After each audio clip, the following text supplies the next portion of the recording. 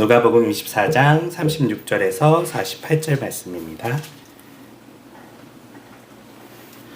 함께 저와 교독하며 읽도록 하겠습니다.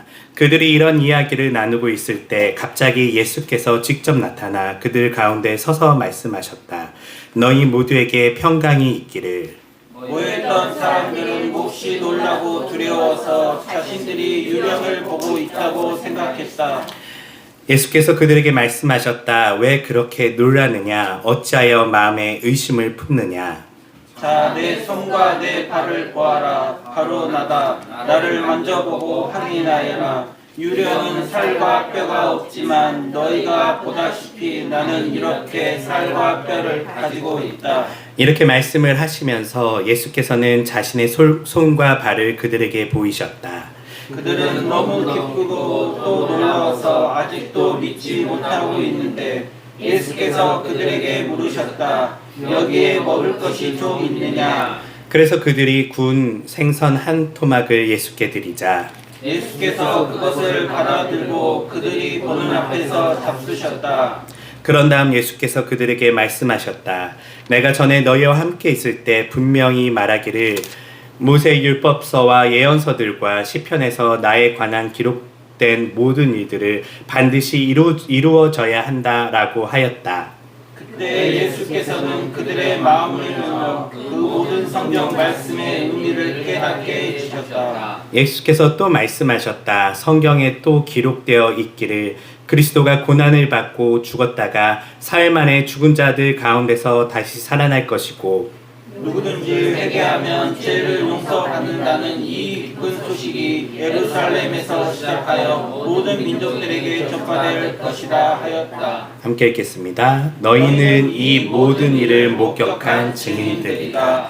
아멘. 오늘 말씀은 부활을 통해 예수님께서 원하시는 4가지라는 말씀으로 하나님 말씀 함께 나누도록 하겠습니다. 부활절마다 우리는 부활의 말씀을 항상 듣고 있는데요.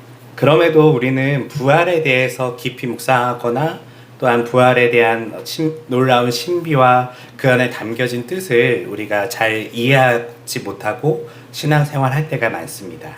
특별히 오늘 누가복음 24장 36절에서 48절까지는 예수님께서 부활에 대하여 제자들에게 이야기하실 때에 4가지의 어떤 당부를 하세요. 그래서 그 4가지를 좀 저희가 살펴보면서 부활에 담겨져 있는 예수님께서 원하시는 것이 무엇인지, 부활을 통해 우리가 알기 원하는 것이 무엇인지를 함께 보도록 하겠습니다. 먼저 예수님께서는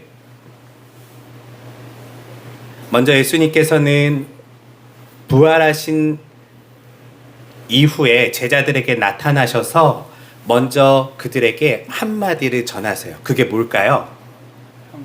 네, 너희 모두에게 평강이 있기를 이라고 이야기를 해요. 부활신앙에 있어서 어쩌면 이 첫 번째 이야기가 굉장히 중요해요.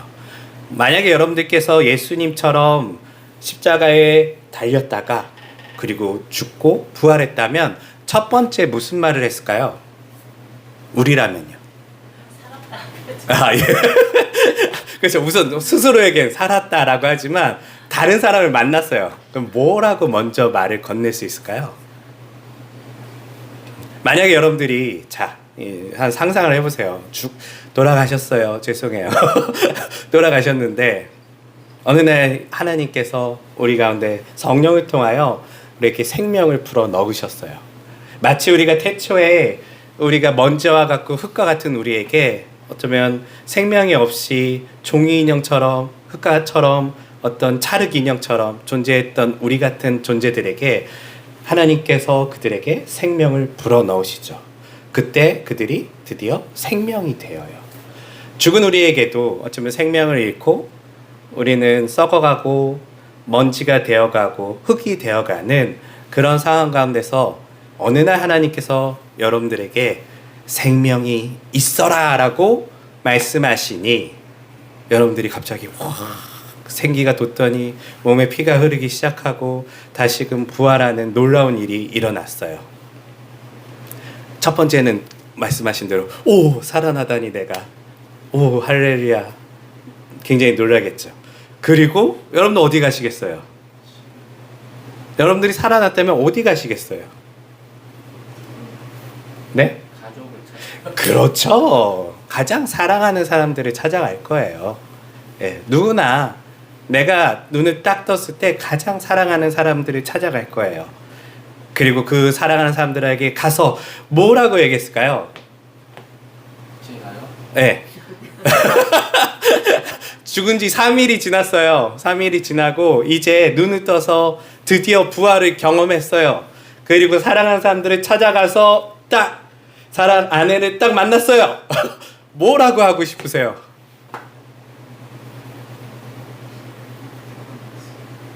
네? 상상해 보셨나요?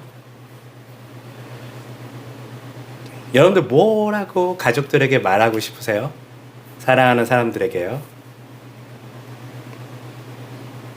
나 다시 태어났다. 네. 3일이 지났어요.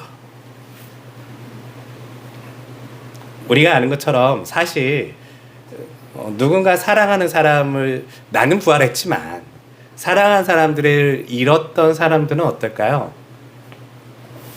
그 사람들은 3일 후에 어떤 마음을 가지고 있을까요? 아니요. 돌아갔어. 사랑하는 사람이 죽었어요. 죽은 상태고 아직 살아난 걸 몰라요. 모르는 상태에서 그거를 생각하면서 이제 장례를 한 지 3일이 지났어요. 예, 그때 마음이 어떨까요? 저는 제가 자주 이야기하지만 장례까지도 아니고요. 저는 저희 큰 누나가 있는데 큰 누나 결혼식에 같이 이제 제가 결혼식 특송을 같이 불러주고 그리고 이제 결혼을 누나 이제 신혼여행 잘 가 인사하고 집에 딱 왔는데 집에 왔더니 누나 방이 있어요. 근데 너무 슬픈 거예요. 저 방에 이제 아무도 오지 않는다. 저 방의 주인이 늘 일상적으로 오늘 저녁이면 와서 자고 있던 그 사람이 없어요. 마음이 무너져 내리더라고요. 죽은 것도 아니에요. 그냥 잠시 잠깐 못 보는 거예요. 물론 집에 있을 때도 그렇게까지 막 친밀하게 하루 종일 얘기하지도 않았어요. 그런데도 누군가 내 옆에 있다가 그 사람이 그 자리를 비웠을 때의 그 마음은 사실 상실감이 크죠. 제자들도 그랬고 아마 여러분들이 누군가를 떠나보낸다면 누군가 돌아가시거나 아니면 때로는 내가 죽었더라도 나를 사랑했던 사람들의 마음은 분명히 그런 어떤 슬픈 마음속에 있을 거예요. 예수님께서는 우리가 방금 이야기한 것처럼 부활하신 이후에 누구를 제일 먼저 만났다고요? 네, 제자들을 먼저 만나셨어요. 왜 제자들을 만났을까요? 아까 말씀드린 것처럼 가장 사랑하기 때문에. 예, 사랑하는 제자들을 예수님께서 찾아가신 다음에 뭐라고 말씀하셨냐면 너희에게 평강이 있기를 이라고 얘기하셨어요. 아마도 그 현장이 굉장히 사실은 어수선했던 것 같아요. 오늘 성경 말씀에 보면 예수님께서 사실 이 부활 사건 이후에 처음에 여인들을 만났고요. 그리고 엠마오로 가는 길에서 또 제자들을 잠시 만나기도 했었어요. 아직 제자 전체와 만나지는 않으셨어요. 이 다른 제자들은요 아직 소문으로만 들었어요. 마리아가 그러는데 예수님을 봤다고 그러던데 무덤에 예수님의 시신이 없다고 하는데 우선 이 소문을 듣자마자 제자들 머릿속은 혼란스러웠어요. 왜냐하면 먼저는 예수님의 부활을 믿었기 때문에 혼란스러웠을까요? 사실은 안 믿어져요. 먼저는 누가 우리 선생님의 시신을 훔쳐갔을까? 이런 생각이 먼저 들었을 거고 때로는 그것도 자기 눈으로 본 것이 아니기 때문에 그걸 봤던 여인들이나 아니면 베드로나 이런 제자들에 대해서 그들이 상심이 너무 커서 얼마나 저들이 충격이 크면 헛걸 볼까 이런 생각까지 했을 거예요.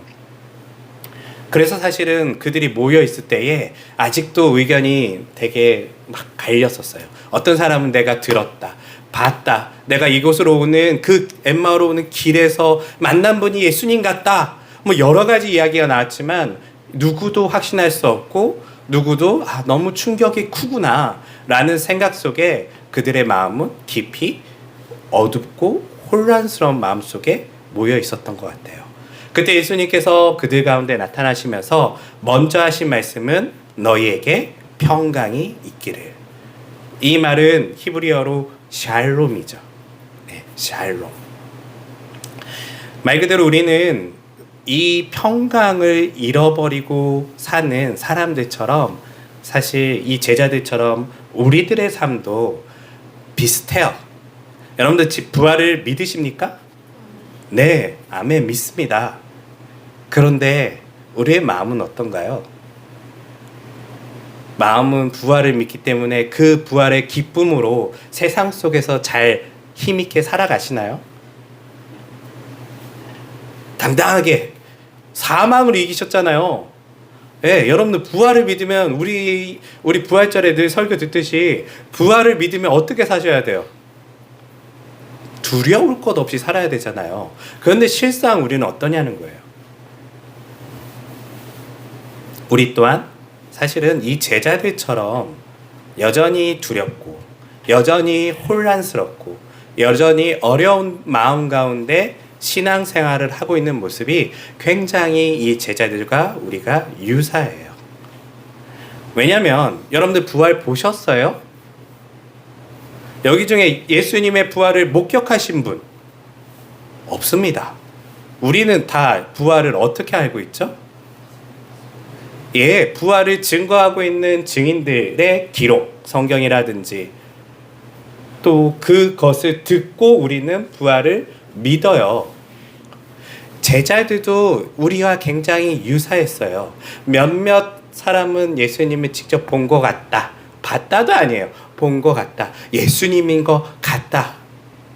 무덤에 사람이 없는데 어느 날 어떤 남자가 나에게 말을 걸었는데 그에게 빛이 났고 그의 목소리가 마치 예수님 같았다.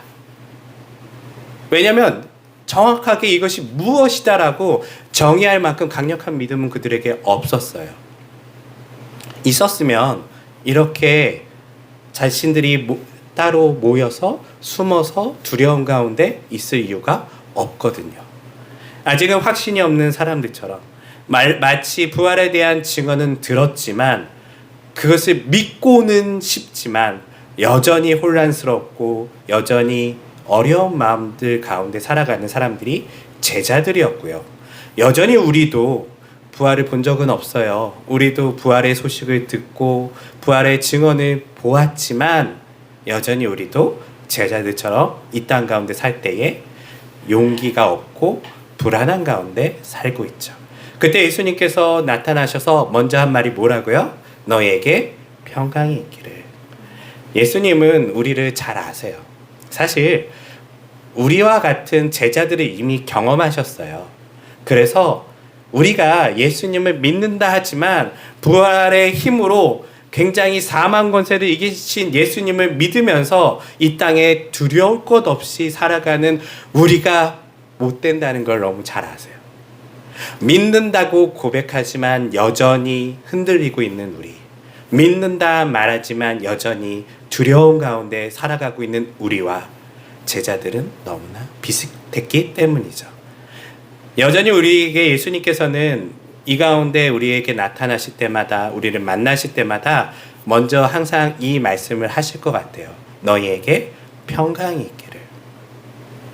사랑하는 성도 여러분, 부활은 여러 가지 의미가 있지만 예수님께서 그들에게 하고자 했던 이야기는요, 부활 사건이 우리에게 평강을 준다는 거예요.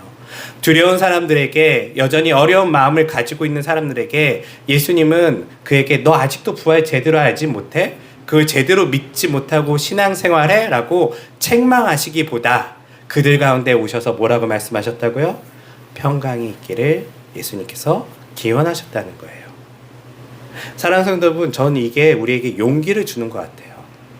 저도 이 부활절 말씀을 준비하면서 매년 준비할 때 이런 얘기를 많이 했었어요.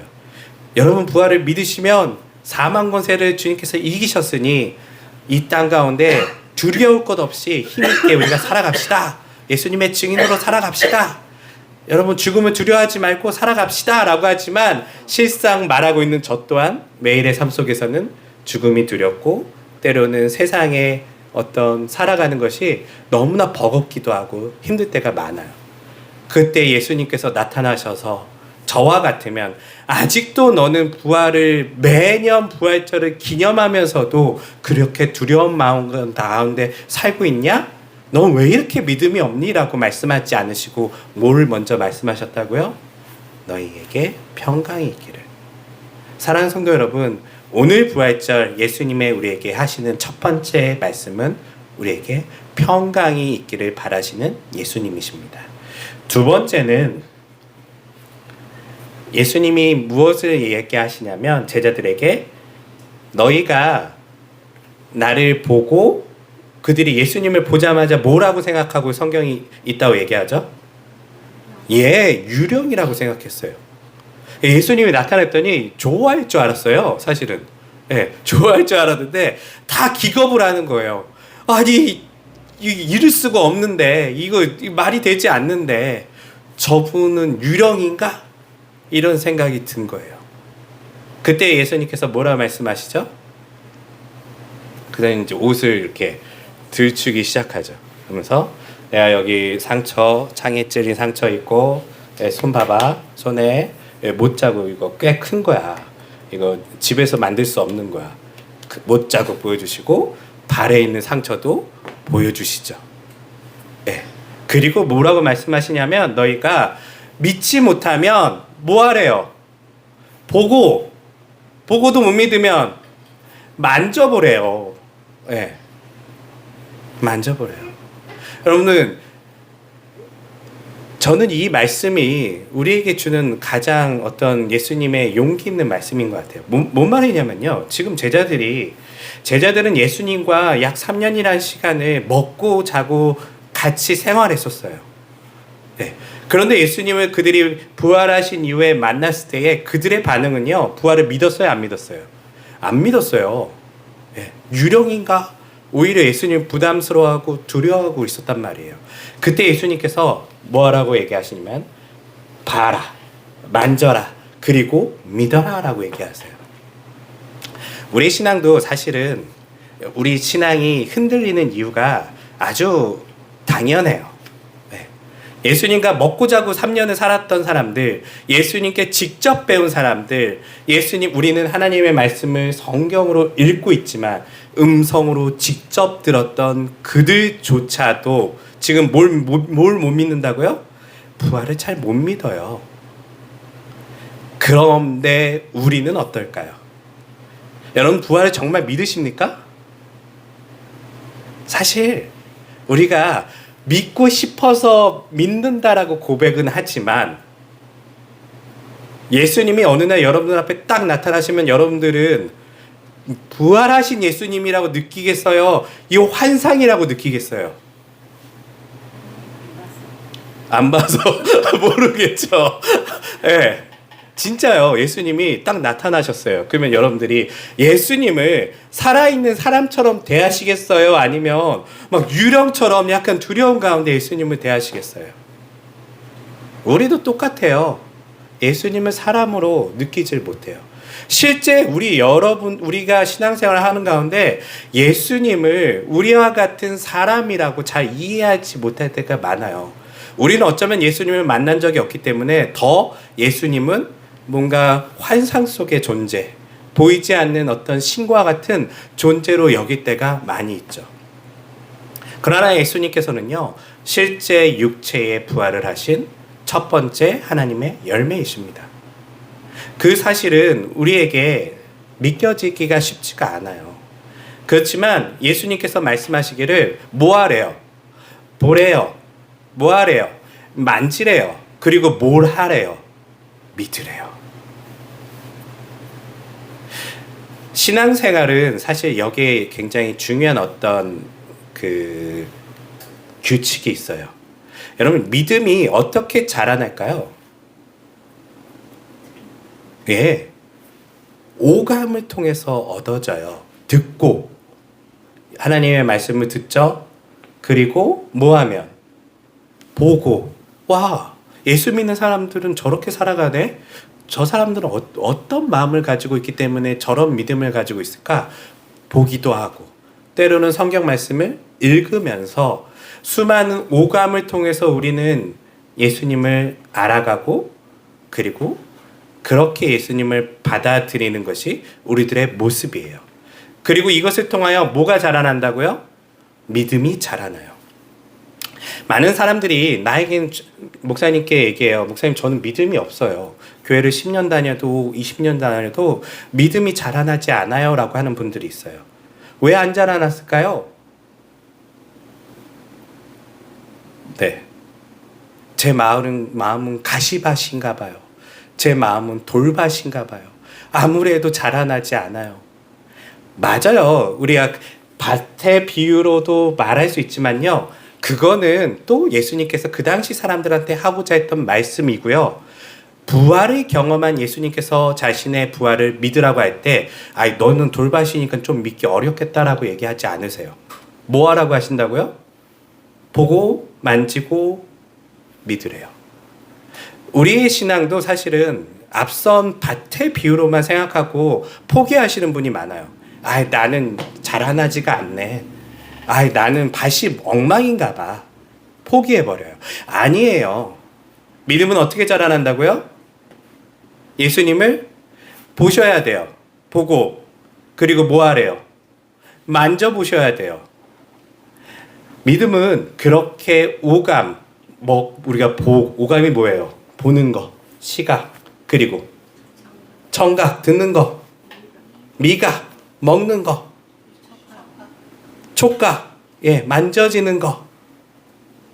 마지막 하나는 후각. 맞아요.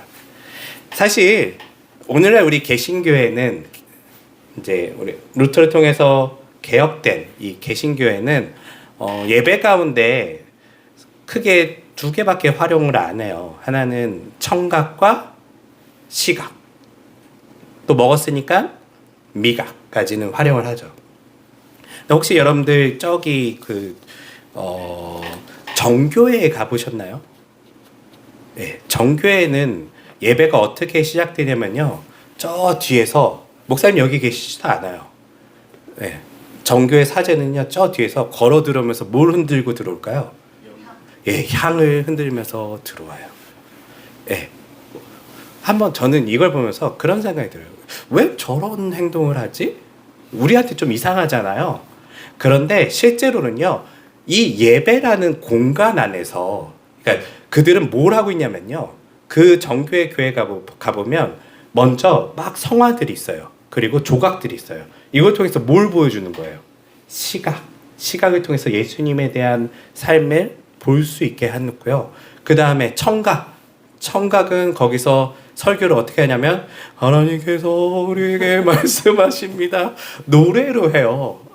그래서 굉장히 평소에 듣지 못한 어떤 오묘한 소리가 들려오기 시작해요. 그리고 뒤에서 후각, 향을 피면서 들어와요.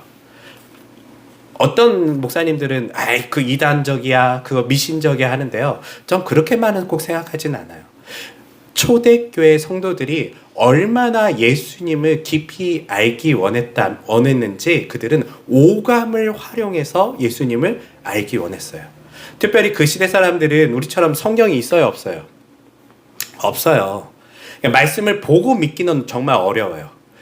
그러면 뭘 그들이 알아야지 믿을 수 있을까요? 성경책도 없고 그들은 문맹이에요.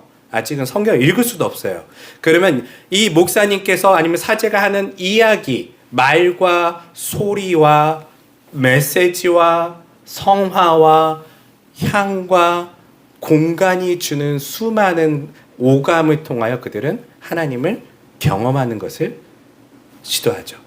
그런데 재미있는 것은 이렇게 사실은 신학교도 없고 이렇게 대단한 신학을 배우지도 못하고 열심히 성경 공부한 것 같지 않은 이들 가운데 초대교회 사를 보면요, 위대한 제자들이 나타나기 시작해요.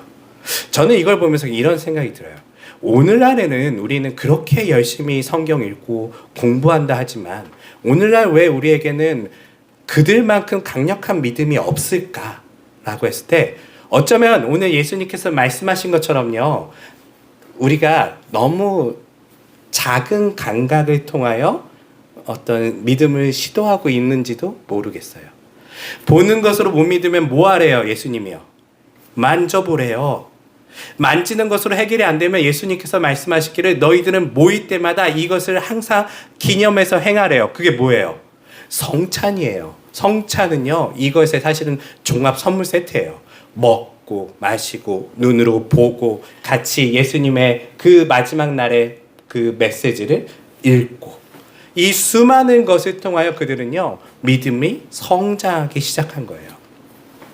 오늘날 우리 성도들에게도 저는 도전하고 싶어요. 혹시 여러분들 가운데 나에게 부활에 대한 믿음, 예수님에 대한 믿음이 부족하다면 저는 다른 감각을 좀 키워보면 좋을 것 같아요. 저는 성경 말씀을 읽어도 눈에 잘 들어오지 않아요. 저는 설교를 들어도 이게 뭔 말인지 모르겠어요. 그럼 포기하셔야 될까요? 아니요. 다른 감각으로 예수님을 한번 만나보세요. 예수님이 봐서 못 믿으면 만져보라고 그러셨어요. 그것도 안 되는 분들을 위해서 예수님이요, 다 미리 준비해 놓으셨어요. 최고가 뭐라고요? 성찬이에요. 여러분, 오늘 우리가 했던 성찬은요, 일례적으로 있는 것이 아니라요, 초대교인들에게는요, 이것이 예수님을 알아가는 아주 좋은 선물이었어요. 여러분들, 예수님을요, 아까 빵을 먹을 때 어떤 마음이 드셨어요? 딱딱하다. 고소하다. 예, 여기만 생각하시면 안 돼요. 이걸 먹으면서 예수님에 대해서 더 생각하는 거예요. 그래서 초대교회들은요, 이런 생각을 한 거예요. 이 성찬 가운데 진짜 예수님이 임재하실까? 먹을 때 임재하실까? 삼킬 때 임재하실까? 씹을 때 임재하실까? 사제가 기도할 때 임재하실까? 수많은 이야기를 할 만큼요, 여기에 대한 많은 의미를 뒀던 거예요. 왜냐하면 그들에게 이것을 통해 누구를 알기 원했기 때문에, 예수님을 알기 원했기 때문에요. 우리가 그런 마음이 있느냐는 것이죠. 오늘날 성도들은요, 사실은 습관적으로 교회 나오고 아니면 때로는 경쟁적으로 성경을 읽기도 하지만요, 정말 우리에게 필요한 것은요, 내가 예수님을 정말 알기 원하는가? 알기 원한다면 때로는 믿음이 나에게 부족하다면 뭐 하래요, 예수님이요? 이것으로 안 되면 이렇게라도 해봐. 이렇게도 안 되면 저렇게 해봐. 예수님이요, 그들에게 부활에 대해서 꼭 그들이 알아가기를, 예수님을 이해하기를 예수님을 원하셨어요. 그래서 예수님의 두 번째 부탁은 바로 이겁니다. 만져서라도 의심하지 않고 뭐 하라고요? 믿음을 가지라 해요. 오늘날 우리들에게도 예수님은 동일한 말씀을 하세요. 의심하지 말고, 의심이 가면 어떻게 해야 돼요? 저는 그런 얘기를 해요. 많은 신학생들이나 많은 이제 신학 공부나 뭐 이런 것을 처음 접하는 사람들은 믿음이 좋아질까요? 떨어질까요? 믿음이 막 떨어져요. 신학교 가면요, 막 성경을 다 해체해버려요. 이것은 무슨 문서 다 막 해체해버려요. 그런데 예수님께서 원하시는 게 뭘까요? 그게 아니에요. 우리에게 믿음이 있기를 원하시는 거예요. 성경을 통해서 내가 알지 못한다면 그 사람에게는 뭐가 필요할까요? 기도하셔야 돼요. 제가 보니까요, 그렇게 믿음이 떨어지면 제일 먼저 가장 문제가 생기는 게 기도더라고요. 반대로 가는 거예요. 네. 여러분 가운데 마음에 예수님의 부활에 대한 사건이 의심이 되신다면, 때로는 그 마음을 믿지 못하겠다면 그 사실을요, 여러분 꼭 기도하시고 예수님을 만나셨으면 좋을 것 같아요. 세 번째는 예수님께서 그렇게도 이해 못하니까 뭐 할까요? 만져봐, 봐라, 만져라, 여기 못자국 있지, 장자국 있지 하셨는데 사람들이 여전히 눈빛이 모르겠어요. 그러니까 예수님이 뭐라고 하시죠? 뭐 해주시냐면 구약을 풀어주세요. 하나님의 언약을 풀어주시면서 이 예언들이 어떻게 성취되었는지를 이야기해 주세요. 직접요. 오늘날 우리들에게도 사실은 예수님에 대한 부활 사건을 여러분들이 잘 믿기가 어려우시다면 말씀을 꼭 읽으면서 성경을 풀어 이해하시는 여러분들이 되시면 좋을 것 같아요. 오늘날 기독교는, 오늘 우리 교회는 사실 이것을 많이 잃어버려요. 그냥 우리는 예배하고 말씀을 듣고 집에 가는 것에 너무 오늘 할 일을 다 했다가 아니라요.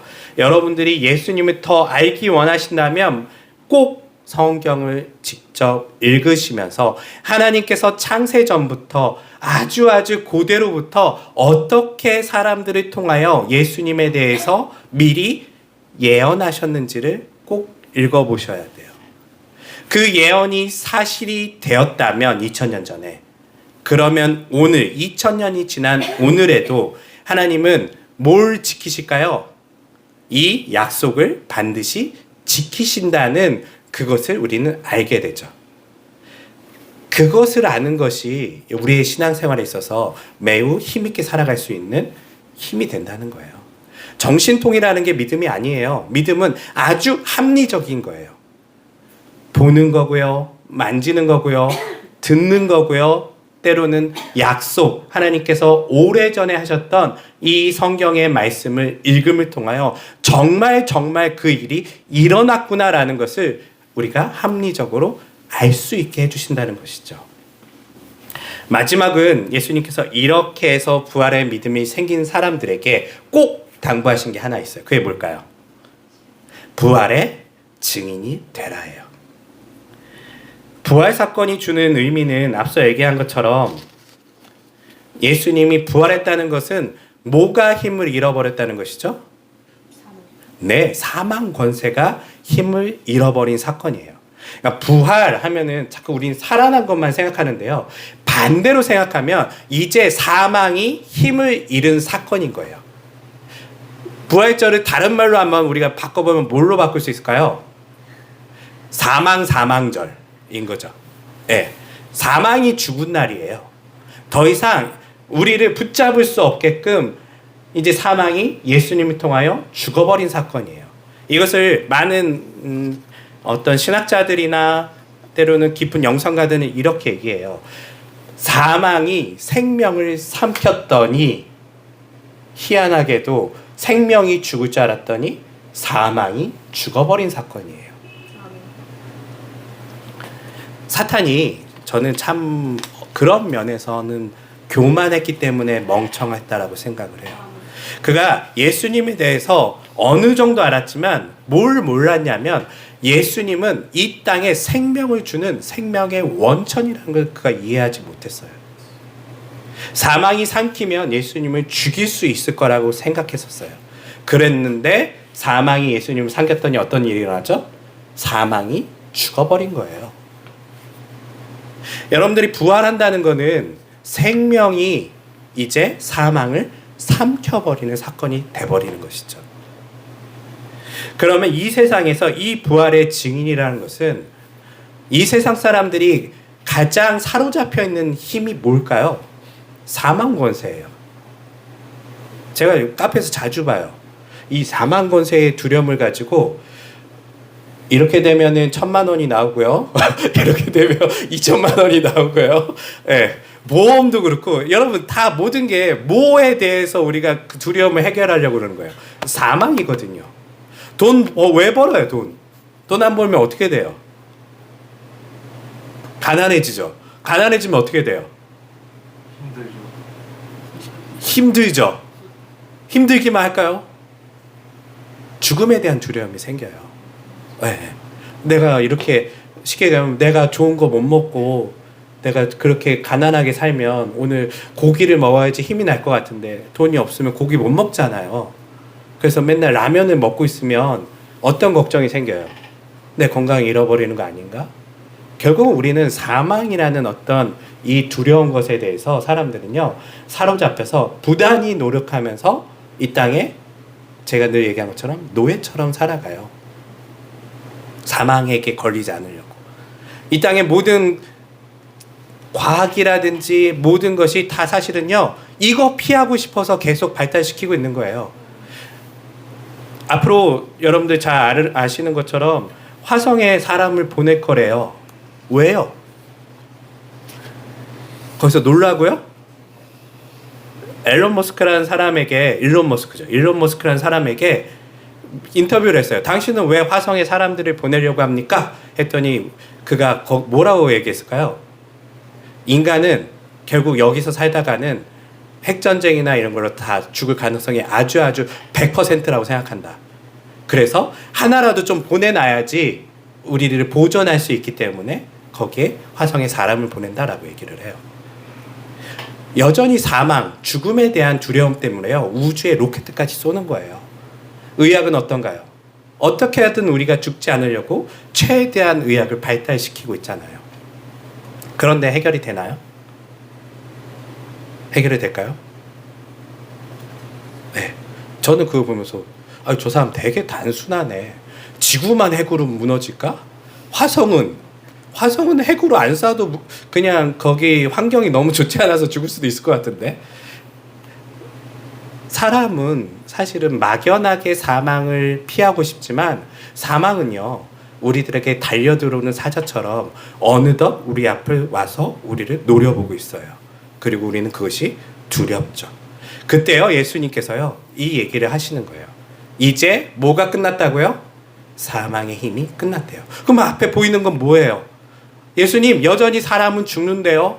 예수님, 여전히 우리는 아프고요. 여전히 이 땅에서 사망 권세가 힘을 가지고 세상을 통제하고 있다는 것을 느끼는데요.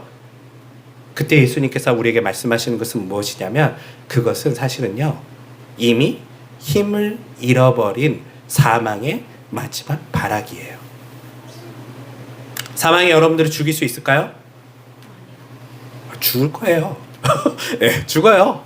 때가 되면 수명이 닿으면 죽을 거예요. 그런데 이 부활 사건은요, 뭘 이야기하냐면, 그러나 그 사망이요, 과거처럼 강력한 힘을 가지고 우리를 잡아놓을 수 없다는 거예요. 왜냐하면 우리 안에 뭐가 있기 때문에? 네, 예수 그리스도의 생명이 있기 때문에. 이것을 우리는 사실 코로나 사건을 통해서 잘 경험했어요. 코로나가 우리 안에 들어오면 우리가 어떨 것 같아요? 아파요. 죽을 것 같아요. 코로나의 힘이 우리의 모든 것을 통제하고 있는 것 같아요. 그러나 백신을 맞으면 어떤 일이 일어나죠? 아파요? 아파요. 여전히 아파요. 예. 그런데 점점점 시간이 지날수록 어떻게 되죠? 예, 바이러스의 힘은 약해지기 시작해요. 예수 그리스도의 생명도 이와 같아요. 사실은 우리는 이것을 이해하지 못하기 때문에 그냥 단번에 끝난 줄 알아요. 그러면 죽음이 힘을 잃었으니까 막 힘있게 살아야지. 근데 실제로 봤더니 막 죽어, 사람들이요. 여전히 사망 곳에는 든든한 것 같아요. 그런데 그렇지 않아요. 사망은 힘을 잃어버렸고요. 생명이 이제 강력한 힘을 가지고 점점점 사망을 다 잠식해가고 있어요.